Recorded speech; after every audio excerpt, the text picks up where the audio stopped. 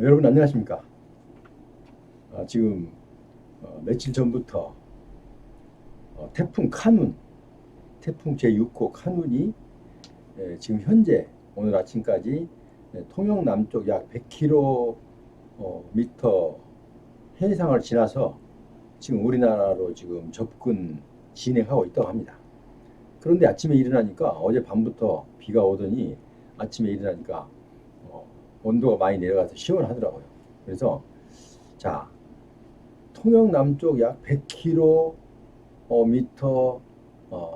에서 올라오고 있는데 이 서울의 기온이 이렇게 3, 4도 정도 낮아져서 되게 시원한 날씨가 되고 있어요. 그러면 이 카눈이 얼마나 큰 위력을 갖고 있는지 우리는 알 수 있어요. 그래서 각 방송마다 매체마다 이 카눈에 대해서 태풍에 대해서 엄청나게 준비하고 또 뭐 주의할 점 그리고 이런 것을 방송을 통해서 계속하고 각 지방자치단체마다 또 긴급 또 이게 매체를 통해서 항상 주의를 요하는 이런 안내문이 계속되고 있습니다.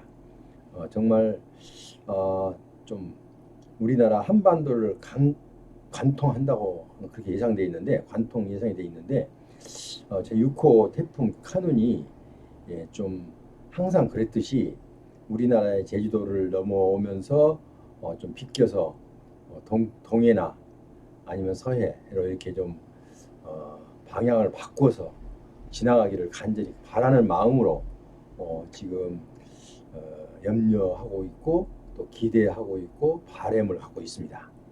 어쨌든 아무 피해 없이 잘 지내기를 간절히 바라면서 오늘은 지난 3월에 결정된 거죠. 근데 이제 뭐 그때는 시급한 게 아니기 때문에 방송을 좀 미뤘어요.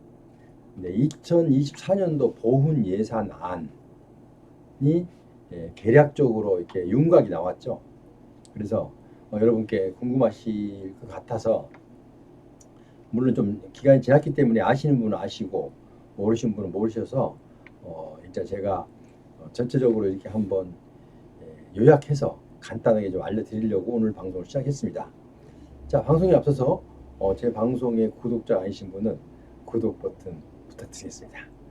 자, 첫 번째 2024년 보훈 예산안. 첫 번째로 보훈 보상금 인상이 논의됐고요. 이거는 지금 국무회의의 결정 사항입니다. 국무회의. 대통령이 각 부 장관을 장관들의 의견을 듣고 또 당부하고 또 예측도 해보면서 정했던 그 예산안입니다. 자, 그래서 기획예산부에서 내놓은 내용입니다. 자, 첫 번째 우리 보훈 이제 다른 예산은 수없이 많지만 우리는 뭐 거기까지는 신경 쓸 거 없고 현재 우리에게 어떻게 보훈 예산이 앞으로 좀 주어질 것인지 이게 많이 궁금하시잖아요. 그래서 그 부분을 조금 짚어드릴게요. 여기 지금 방송에 그 화면에 나와 있듯이 첫 번째 보훈 보상금 인상에 대해서 논의가 있었습니다. 지금 뭐 대통령이나 보훈부 장관 이 두 분 다 관심이 상당히 관심이 많은 부분이 바로 보훈 분야입니다. 보훈 예후 분야입니다. 예후. 어떻게 예우를 해드릴까 하는데 양쪽에서 지금 한쪽은 예산 내용하고 뭔가 예산하고 또 이 보훈 수혜를 받을 우리 그 유공자들 이제 그분들과의 이제 그 상관 관계가 이루어지죠. 근데 이제 그게 좀 잘 좀 조정이 돼서 가능한 한 보상금을 인상해 주는 쪽으로 일단 가닥을 잡았습니다. 그래서 여러분도 한번 기대를 한번 해봐야 될 것 같고요. 자, 두 번째는 참전 명예수당을 한 10여만 원 이제 내년에 일단 올리겠다 이랬습니다. 그런데 약간의 좀 부족한 점이 있지 않는가 이렇게 생각하고 있다고 그래요. 왜냐하면 5년 동안에 올려야 될 그 참전 명예수당을 다 합치면은 10만 원 갖고는 조금 부족하다고 합니다. 그런데 예산의 추이를 봐가면서 아마 조정이 될 것으로 보입니다. 자, 그다음에 지금 2번이 두 개가 나왔는데 3번인데 상위 등급, 상위 7급 보상금을 차별 해소를 하는데 주력을 하겠다. 이렇게 말씀했습니다. 자, 상위 7급 보상금이 차별 대우를 받는다고 많은 사람들이, 그러니까 7급들이 불만이 상당히 높습니다. 그래서 이게 1, 2년 사이에 온 게 아니라 몇 년 동안 계속해서 지금 이게 항상 도마 위에 올라갔고 이게 과연 7급에 어디까지 좀 해소해 줄 건가 지대한 관심 사항이기 때문에 이번에도 이게 국무회의에서 이 상위 7급에 대한 보상금 차별 해소에 대해서 일단 서로 이제 의논이 됐고요. 그래서 이제 그 차원에서 이제 보상금을 일단 올려주는 쪽으로 하겠다라고 일단 그러니까 차별 등급 간의 차별 해소를 좀 하겠다라고 일단 결정을 했고요. 자, 그다음에 보상 체계 개편. 이거는 좀 어려울 수도 있어요. 왜냐하면 병급금 폐지. 자, 병급금 폐지라고 하면 여러분들은 좀 생소한 단어죠. 병급금 폐지. 자, 이런 얘기는 무슨 얘기냐면요. 지금 내가 예를 들어서 어떤 A라는 사람이 7급을 갖고 있고 또 6급을 갖고 있다. 그러면 어떻게 돼요? 6급을 갖고 있으면 나머지는 어떻게 해요? 높은 거 하나만 활용할 수가 있죠. 근데 내가 질병이 예를 들어서 뭐 한 두세 개를 갖고 있어요. 그래서 등급이 각자 다 나왔어요. 예를 들어서 뭐 6급 뭐 이항이랄지 아니면 7급 아니면 또 뭐 5급 이렇게 세 개가 나와 있을 경우 이게 보통 뭐 종합 판정을 하기도 하는데 종합 판정 대상이 안 되시는 분도 많죠. 자, 그러면은 이런 분들을 그냥 가장 높은 거 하나만 인정을 해주고 나머지는 전부 다 무시해버리느냐?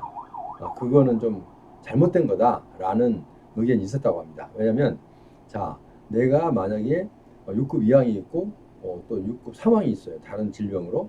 그리고 다른 질병은 7급이 있어요. 그럼 내가 질병 3개를 갖고 있어요. 3개를 갖고 있는데 그중 하나만 인정을 해주고 나머지는 인정을 안 해주는 거 있습니다. 그래서 이게 병급금이라고 합니다. 병급금. 그래서 이거를 폐지를 해야 된다라고 지금 많은 우려의 목소리가 나오고 있는데요. 이거를 또 보훈처에서 알고 있습니다. 알고 있는데 이거는 구체적으로 아직 제가 볼 때는 뭐 검토가 깊숙이 되지 않는 것 같아요. 그러니까 아마 이 문제에 대해서도 논의를 거쳐서 아마 안을 내놓을 것으로 보입니다. 그러니까 보상체계 개편이죠. 병급금 폐지. 제가 볼 때도 그것도 바람직해요. 내가 질병이 어떤 사람들은 질병 하나만 갖고 있는데 나는 질병 3개를 갖고 있어요. 3개를 갖고 있는데 2개는 무시해버리고 하나만 주는 거예요. 지금요. 그래서 그것도 썩 바람직한 것은 못 된다. 이런 얘기입니다. 그래서 병급금 폐지를 앞으로는 차차 해소해 나갈 것으로 보입니다. 그래서 오늘 2024년도 보훈 예산안에 대해서 지금 국무회의를 통과한 내용, 기획예산부에서 일단 대통령께 보고한 내용입니다. 이게. 그래서 어쨌든 그래서 이렇게 보고해서 부처별 그 국무회의에서 결정된 사항입니다. 자, 그래서 이게 이제 더 이제 조금 더 보완을 거쳐서 일단은 이 내용이 국회 심의를 거쳐서 그러니까 당정 협의 이제 앞으로 여기서 어디까지 가야 되냐면요. 이제 각 부처 간 협의를 해야 돼요. 부처 간. 왜 부처 간 협의를 해야 되냐면요. 예산은 딱 한정이 되어 있는데 한쪽 예산만 갖고 계속 몰아줄 수가 없기 때문에 이제 아무리 여기서 그 예산처에서 대통령에게 국무회의에서 보고를 했다 하더라도 이 내용은 일단 부처 간의 협의가 좀 있어야 됩니다. 부처 간의 협의가 있어야 되고 그 다음에 당정 협의를 거쳐야 되고요. 거쳐서 국회 심의를 거쳐서 승인을 받아야 그래야만 예산을 확정이 됩니다. 그래서 이제 앞으로 남은 일들은 부처 간에 협의를 해야 되겠고요.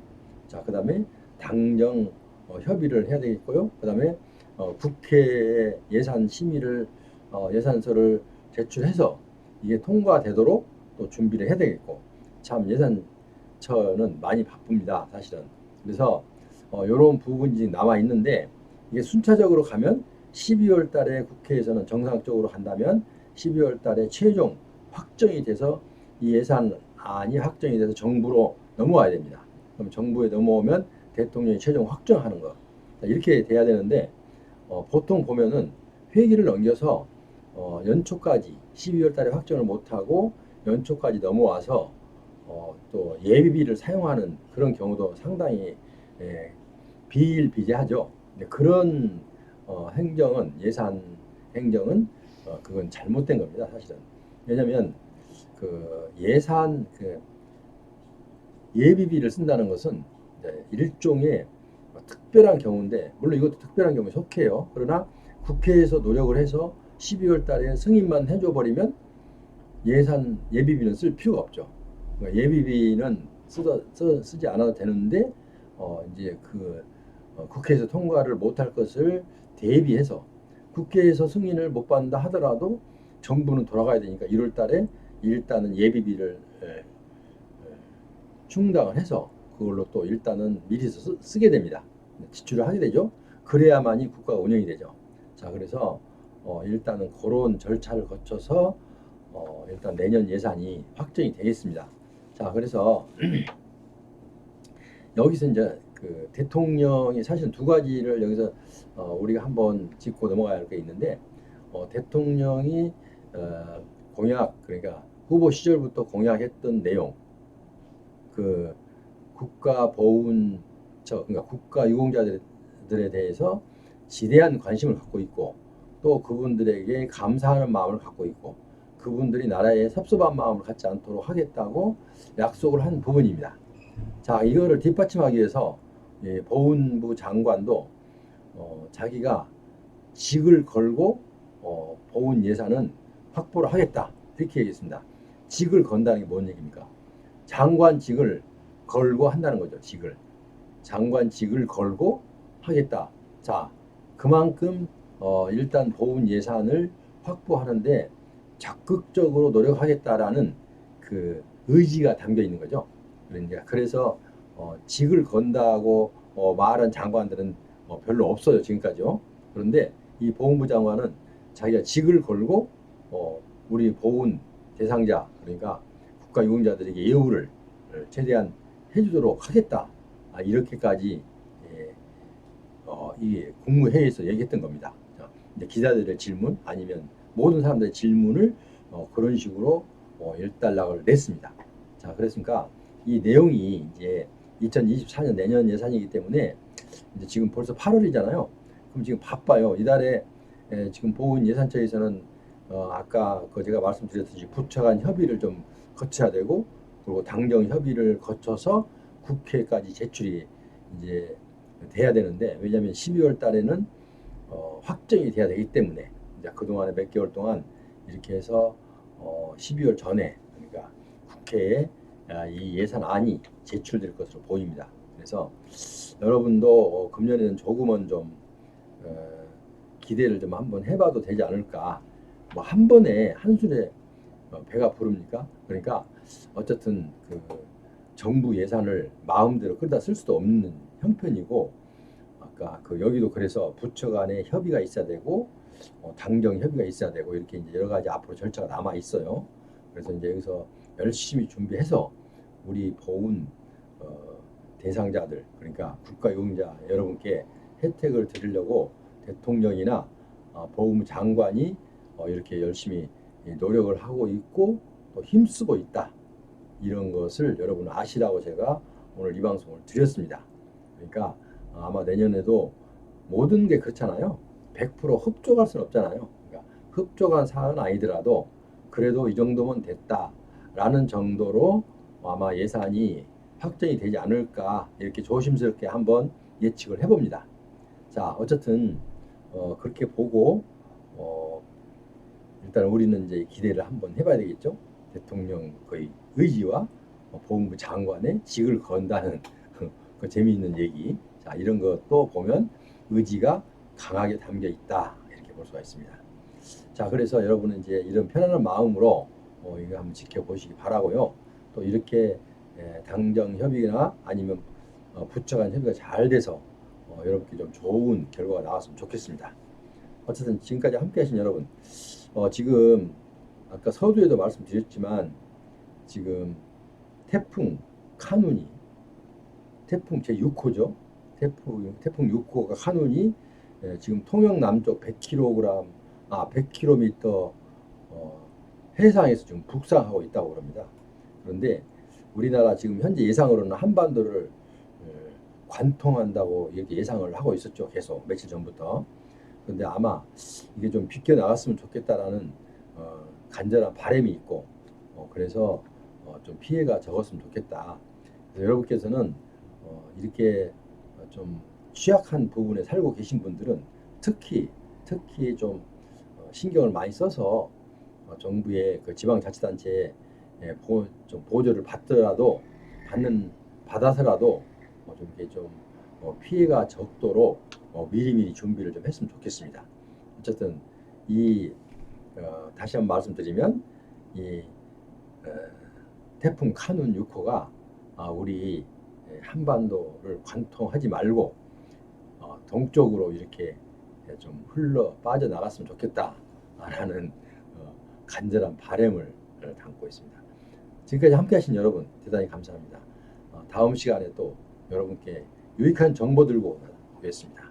여러분 안녕히 계십시오.